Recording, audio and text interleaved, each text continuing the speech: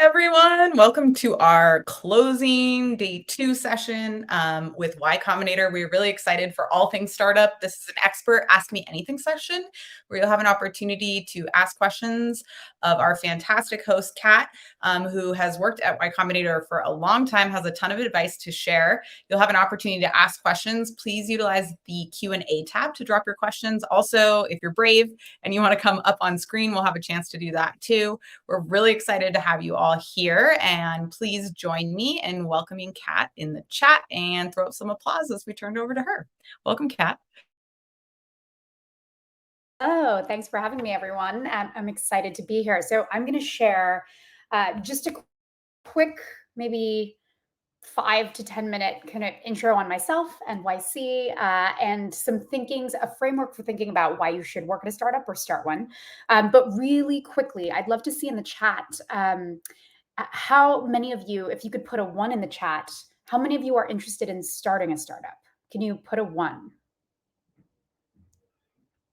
And then if you're interested in getting a job at a startup, press 2. And then if you are interested in potentially, let's see, how many of you have already started your startup, press 3 and are working on it now? And then how many of you know a ton about Y Combinator, press 5. Just so I have a sense. Okay, so a couple of you. Okay, so I'm going to share a quick intro. Let me just grab my PDF.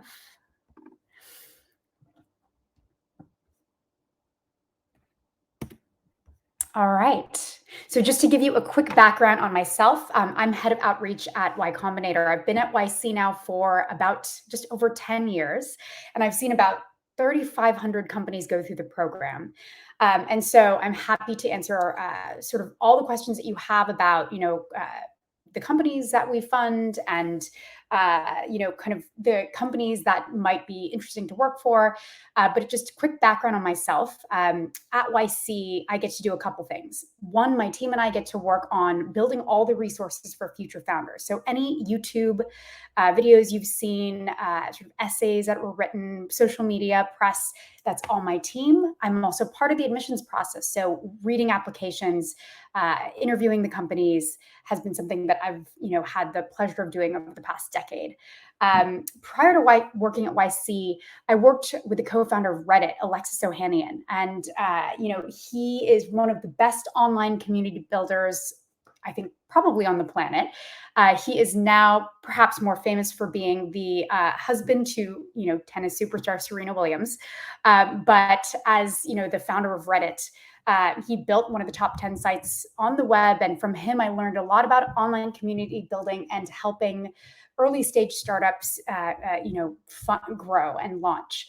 At the time that I worked with him, he was an angel investor, and then he started his own fund. So I got, a really great front row seat at learning about the needs of early stage startups. Prior to working with Alexis, I worked at Wired Magazine for 4 years. And while I was there, this was in the 2008 to 2012 timeframe, I fell in love with startups. Back then, Airbnb was getting started, Kickstarter was getting started, and I met the founders of those companies. And they were just these ambitious, fast-moving people who wanted to build these world-changing platforms.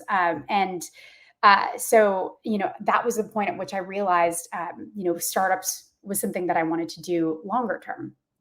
So a little bit about YC. Since 2005, when YC was started, we've funded over 4,500 startups. Some that you might recognize, like Stripe, Instacart, Airbnb, Cruise, Twitch, a bunch of them there. Let's see. And, we fund all types of companies from aerospace to consumer social apps. Sorry, the little chat is popping up. But today, mostly, I wanted to talk about why you might think about, and many of you are already starting your own startups or interested, but for those of you who aren't sure yet, why you should start or work at a startup. So, up until this point, socially, you've sort of been on a train ride. So your life has consisted of being, a member of one institution or another. And so, you knew that if you studied hard and got good grades, you could get into a great university. And then, the path of least resistance might be, to get a job. This was definitely true when I was graduating from university. But these days, I think you're all much luckier. The world has changed so much. Uh, and now startups, for example, have become an option that many more people are aware of. So I wanted to talk a little bit about why you should consider working at a startup.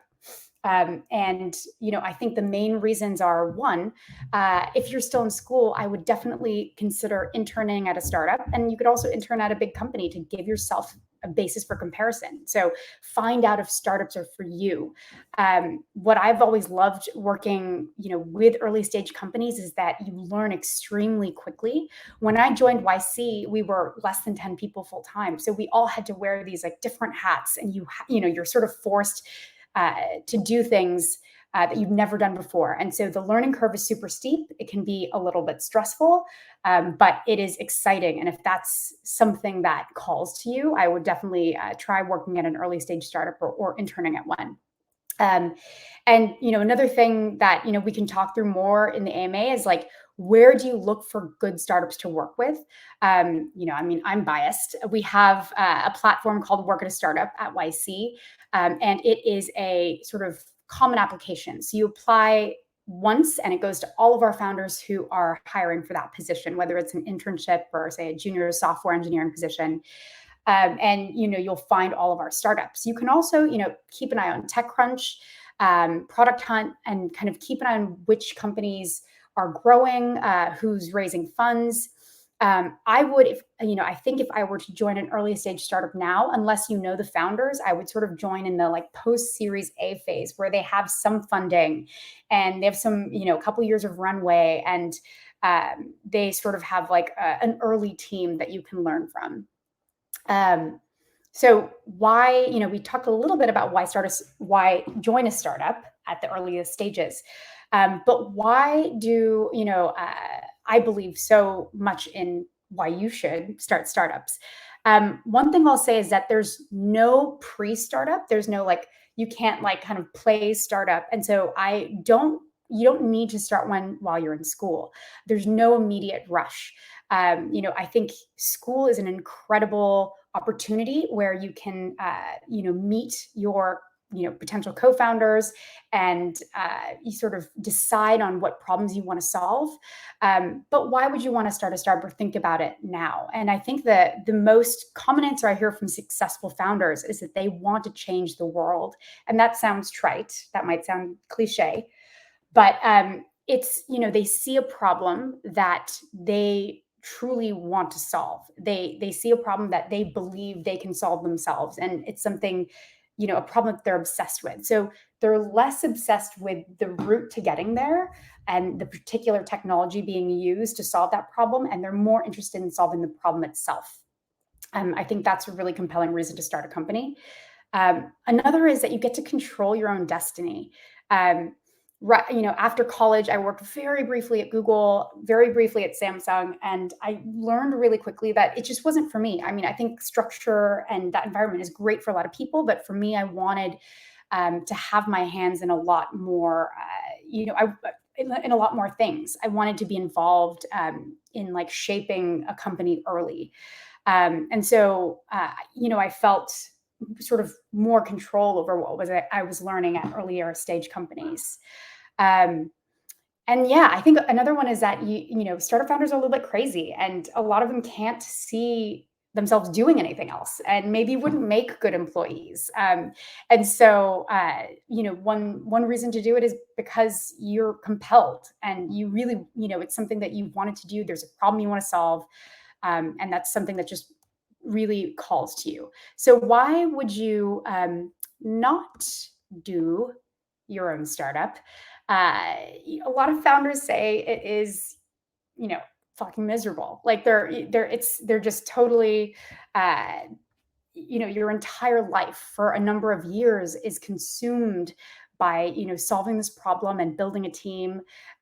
These are actual quotes from some early stage founders, like, I have not slept well since I can't even remember, and I wake up in a cold sweat. And it is harder than your mental model of how hard a job can be, which is why I honestly recommend, of course, Y Combinator, but even without Y Combinator, building a network of other founders that you can sort of build your company around, so that you have peers, so that you have other people who are going through the same thing as you, the same challenges. Having a network and a support system really helps founders with their companies as they grow. All right. But isn't building a startup risky, or joining an early stage startup? And honestly, not really. Like, things are rarely as risky as they seem. And I think coasting through your life in your 20s is actually riskier.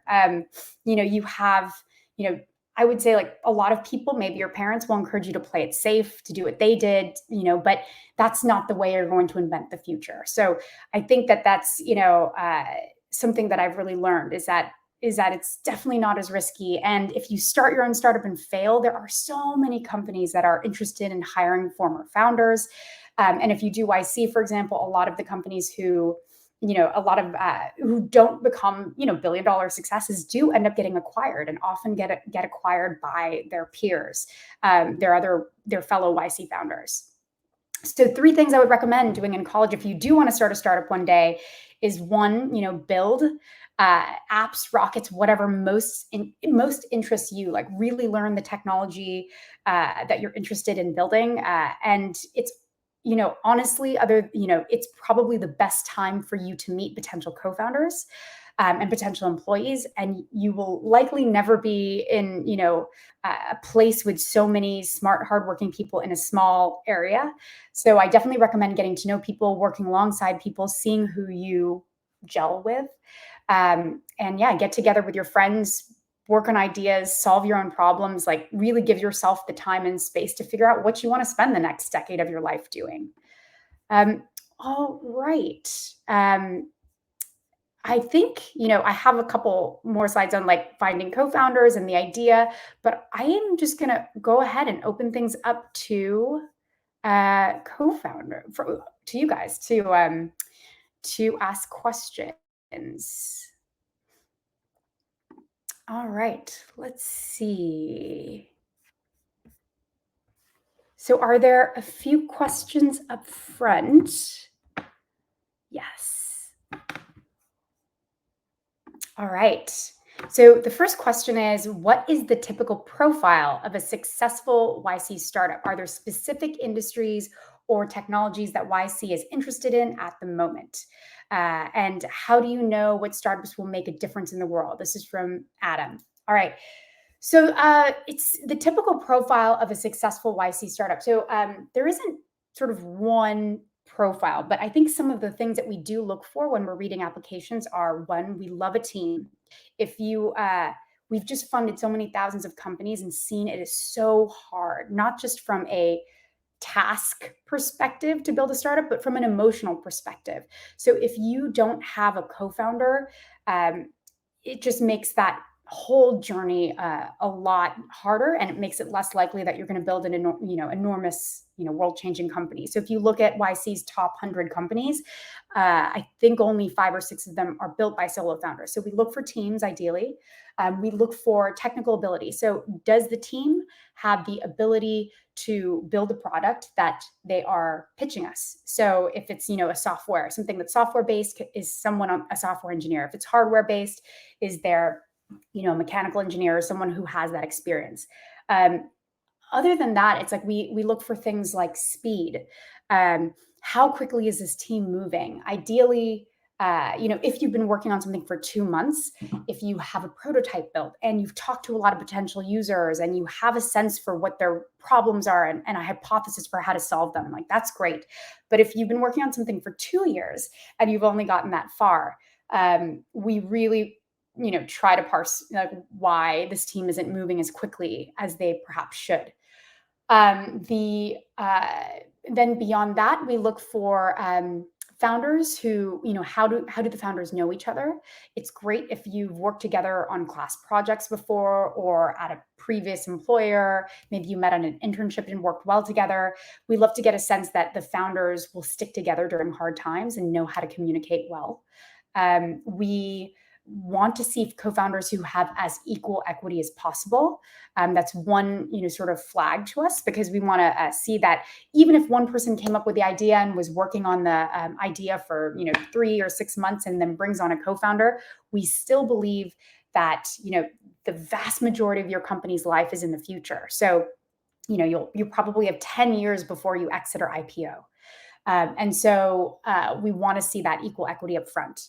Beyond that, we also, I think we look for insights. So often, we get 25,000 applications per batch these days.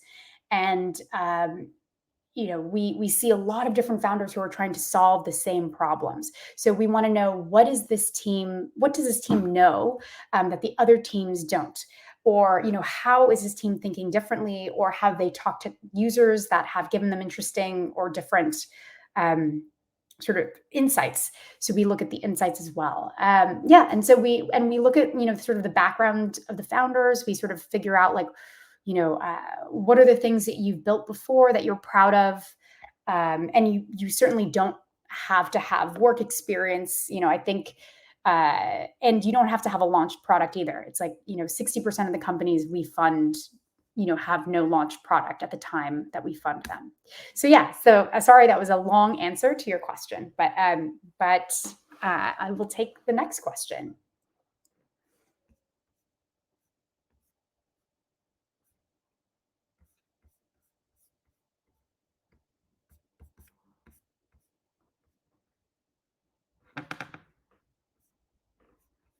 All right.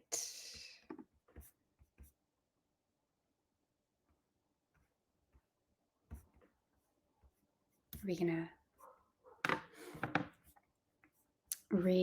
should I read out a question, or will one be put on screen?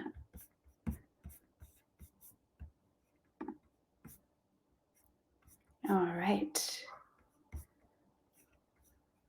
And yeah, remember, if you want to jump up on stage, you can always raise your hand. I'm really quickly going to shut my blinds because the sun is suddenly coming in. All right. Hey, Jason. Hey, Kat. Hi. Uh, Hey.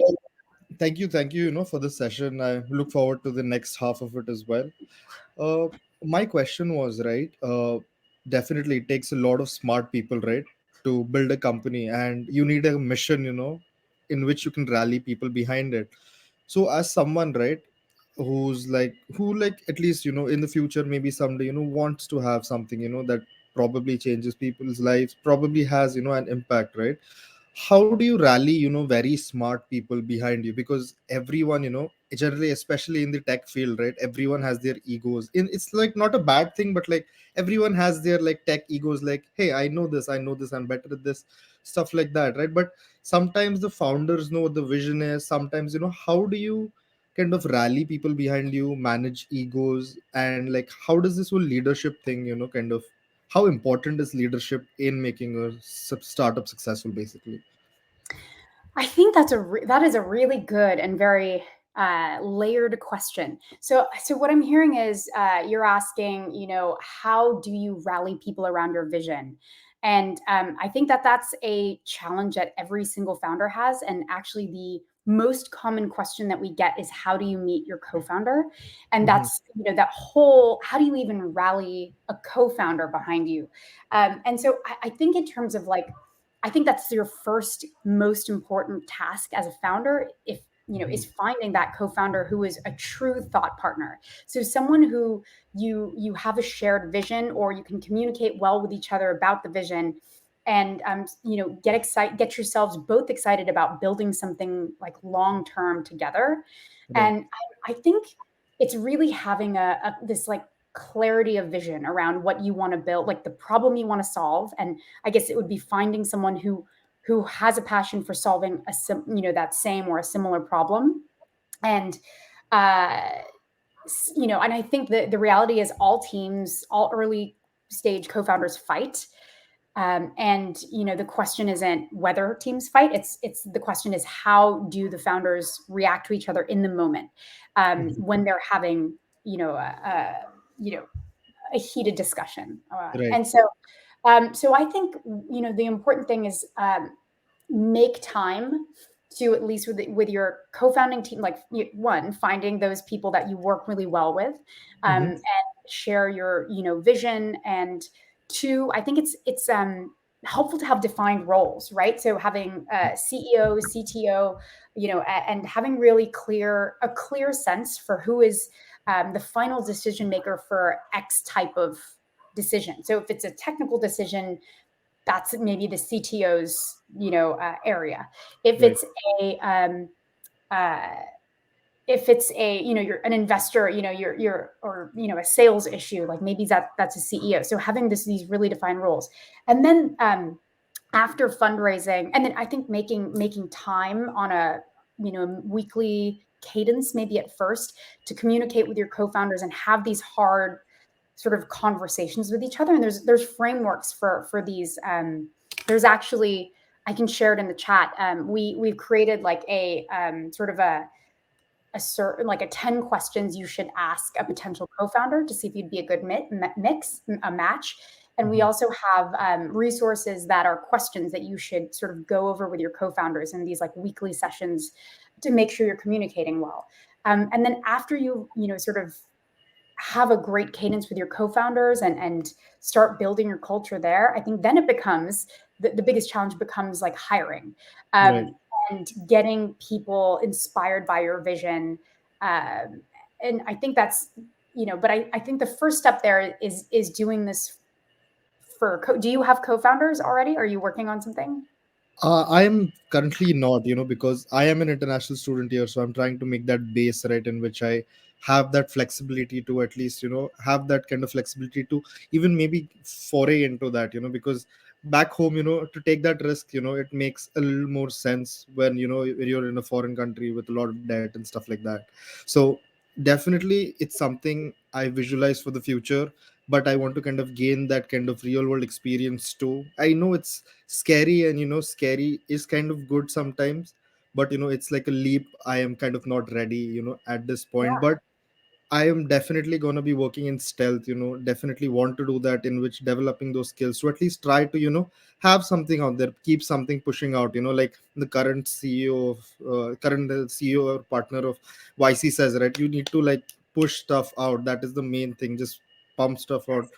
That is the Yeah, main thing. So exactly. And it's like yeah, and that's why we always say launch quickly, because you launch, you get the feedback from the customers, and people are excited by momentum that people, and so I think a lot of our companies who come out of demo day not only have momentum from fundraising, but from sort of talking to their customers, getting their first, customers and revenue, and and uh, and it becomes easier as you sort of gain traction to get people inspired and interested in your idea.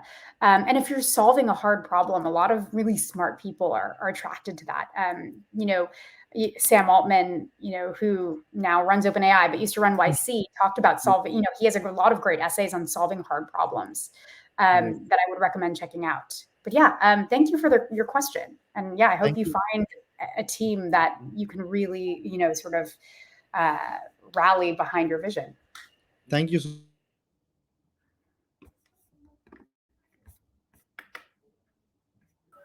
All right. He's so unimpressed.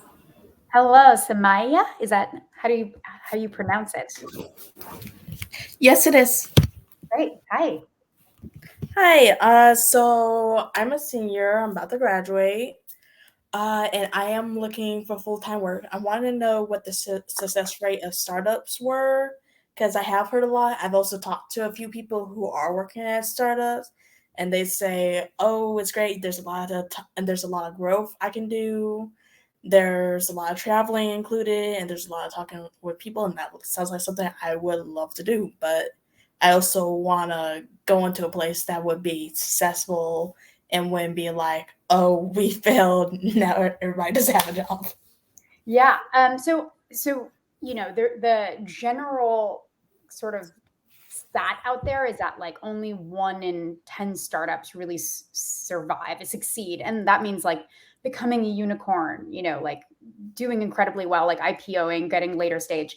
At YC, last time I checked, it was something like 70% of all YC startups that were ever funded, were still alive, and many, I think we have uh, out of the folks who funded, like, we have hundreds. We have about 350 that are valued at over 150 million. We have 100 that are valued at over a billion.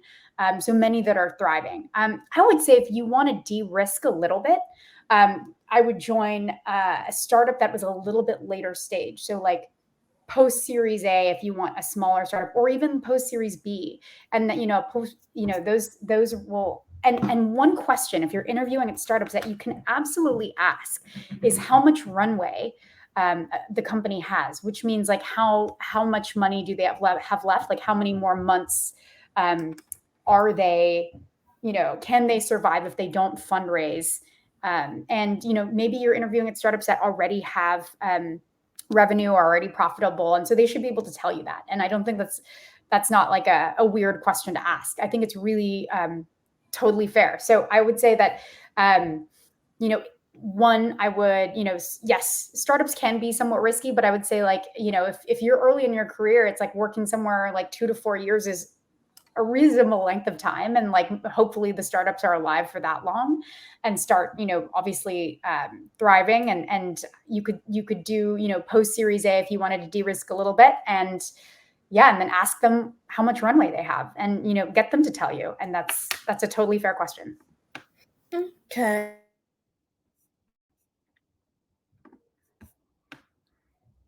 All right. Hi, hello.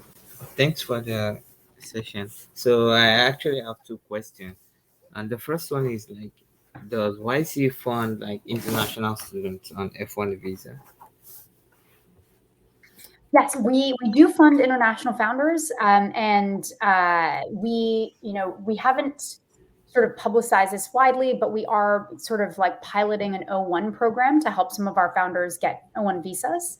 And once you raise money, it becomes easier to get an O1 as well. So I would not let it sort of stop you if you're an international student, or you still want to start a startup. I would say apply, and then we can put you in touch with great immigration lawyers or sort of resources to help you with visas. So yes, and these days I think about 30% of the companies we fund or so are from outside the US. So we definitely fund sort of international founders, people from all over the world. Okay, yeah, thank you. So the second question is like, I actually have this idea of like a software idea, because like I come through this problem while using a technology. So like I'm kind of like proposing a solution like to build a software for it. But I realized that like I would need to like use some advanced technologies like large language models. But like I'm just a freshman and like I don't have sort of like advanced skills in that area. So like what do you think I can do? I would highly recommend, working at a startup or an AI company, or one, there's lots of, companies, LLM based companies that are starting now, and many that are growing. And so I would say if you want to build more experience in a specific field, that you should definitely work at a startup or work at a company where you believe that you'll gain that experience. And yeah, I would say there's no absolute rush. I would usually say there's no absolute rush to start a company, though there has seemed to be sort of like such a rush toward building with LLMs and AI. So it's definitely sort of like an exciting space right now. But yeah, I would say go and try to intern or like learn as much as you can from people in industry now. Okay, yeah, thank you very much. Sure.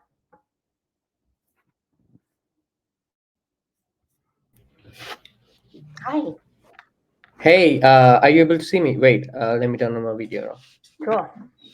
Hello. Hi, it's nice to meet you. Good to meet you.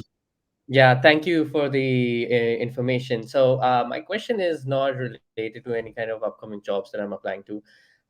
Just a brief little introduction for me. My name is Asim. I'm a full stack software engineer with nearly 4 years of experience. And I've been looking into this space of always, well, not recently, but I always had that idea of being an entrepreneur, right? I come from a business family. My father owns a pharmaceutical laundry back in India. That's where I come from. And one of the main reasons that I always wanted to work in the US was to learn more about the work culture and how people build such huge companies. My question would be as to what are some of the things that the people, obviously, who are here are going to join companies. What are some of the things they should look at or learn about these huge corporations, and take note of, so as to the people who are on their entrepreneur journey, they can implement that eventually afterwards? Ooh, okay, wait. Is your question that if you're getting an internship or a job at a large company, like what can you learn from a large company that you can take to a startup? I have a Yes, yes. perhaps an answer that you won't like. I kind of I don't know. I don't really know that so much of what you learn at a large company is super applicable to startups, right? Especially very, very early stage startups that if you want to start a startup. A lot of my partners who are former founders say like, and I've worked at both. And so I think working at a large company helps you understand whether working at a large company is good for you or that's like the structure that you like and need. But I don't know that there Hmm. is so much that you can take from that large company experience into startups because startups are like chaos, right? They're much more chaotic. It's fun in a Right, way, but it's you have to learn to do a lot more on your own. You sort of have to roll your own, build your own tech. Like you have to, kind of you're flying by the seat of your pants, which um would be frowned on, frowned upon at many right, larger companies. So I would say that if you want to really learn what it takes to start a company, I would work at or at an earlier stage company.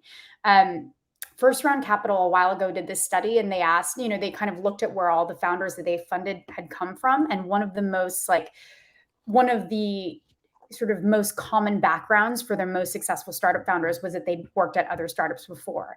And that's true of our companies as well. Like right, if you look at Brian Armstrong from Coinbase, like he was at Airbnb before when they were just a small company. And, a lot of our founders now that we're funding came from Stripe or Airbnb or some of the like later stage startups. So right, I don't know that I would, say that. I think also if you stay at a large company for too long, there's a chance that you get too comfortable, right? Like you have yeah, structure, you have more, perhaps more amenities, and like you get kind of used to this like the structure that large companies work with. So yeah, I wouldn't right. spend too long working at a large company if what you truly want to do is start your own. Yeah, that kind of answers my question. It kind of also gives me a clarifying idea as to if you're eventually gonna do something of your own, if you're eventually willing to do that startup of your own, it's better to learn from a startup itself, like that Yes. kind of environment. And that, yeah, that kind of answers my question. But yeah, that's great advice. I really do appreciate it. Thank you so much. Yeah. Thanks for asking the question. It was a good one.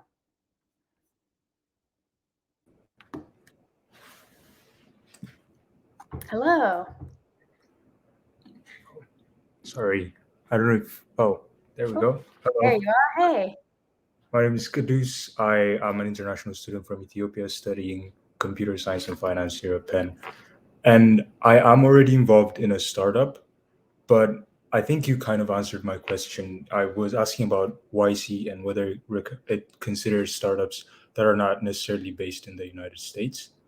And now that you told me they do, I kind of want to also ask about something such as incorporation, what you think about it.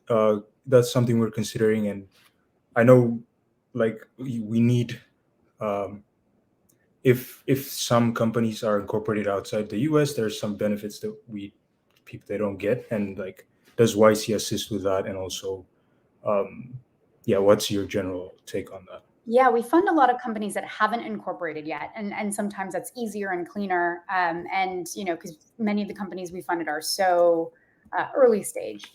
We have a section in our FAQ all about incorporating. And basically, if your company is incorporated somewhere other than the U.S., Canada, Singapore, or Cayman Islands, to participate in YC, you need to create a parent company that is in one of those jurisdictions. The existing company then becomes a subsidiary of the new sort of entity. We do have a legal team that helps answer a lot of questions. We often, if you're already, and then there are also, software platforms like Clerky or Stripe Atlas that help you, spin up a Delaware C Corp, which is usually what our companies end up, where they end up incorporating. And so, yeah, it is. I would recommend, if you plan to raise not just from YC, but from US-based investors, most do like, a Delaware C Corp. It's really clean and easy for them.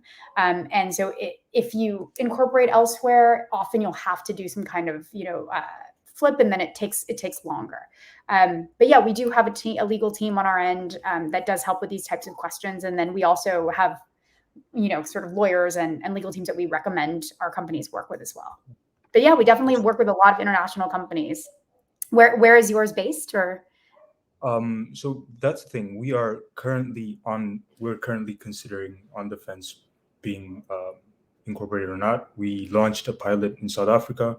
Okay. Now we're considering launching some of our new products on several 5 West African countries. And we wanted to we're kind of on the fence because of it, because now you told me it's kind of cleaner to work with a startup if you're considering YC when it's not incorporated.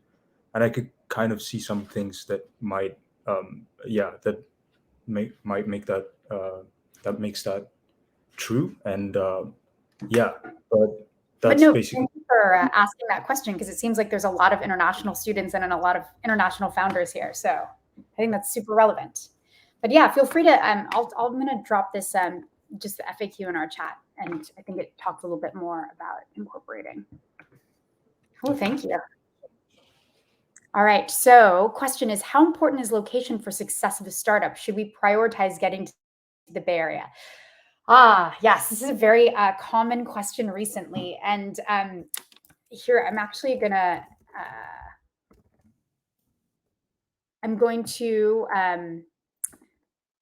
drop this. It's a debate that's ongoing. Where should your startup, does it need to be in San Francisco? And that's two of my partners, Michael Seibel and Dalton Caldwell, talking about it on YouTube. And honestly, YC prior to COVID was all in person, and we were very strict about having everyone move to the Bay Area for 3 months. And then, of course, after, you can move back to wherever you came from, wherever your customers are. And then during COVID, we went completely remote. And part of us was like, oh, this is working okay. Like, maybe we'll be remote forever. But as time went on, we realized there is just no, there's no replacement for YC as a program being in person. And in the Bay Area, it's just if you're here, you throw a rock and you hit, you could, basically, if you throw a rock in San Francisco or Palo Alto, you'll hit an investor or other startup founder. And having it's, I think it's easier to be successful if you build sort of this network around you that can sort of support you as you grow.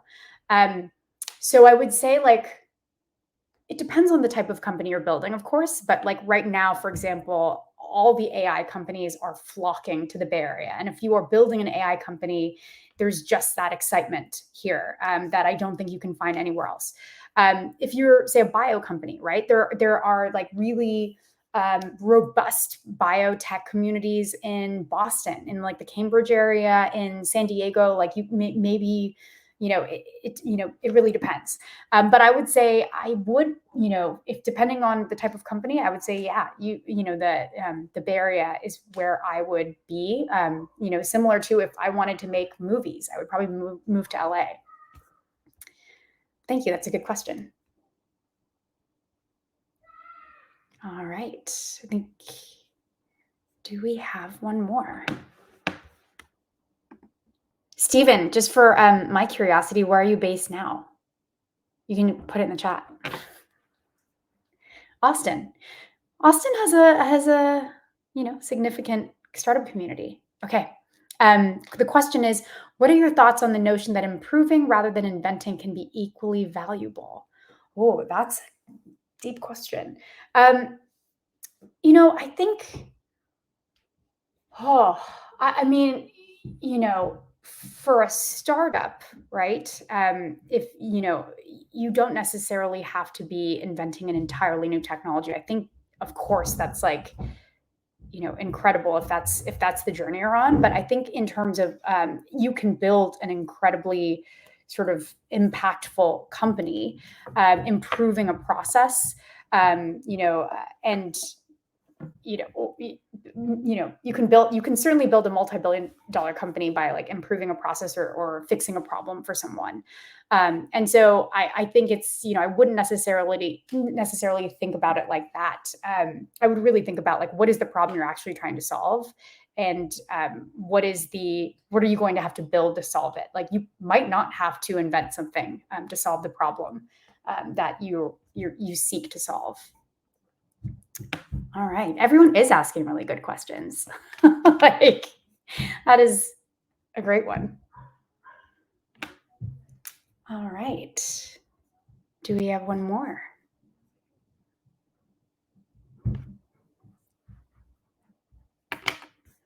All right, Geneva.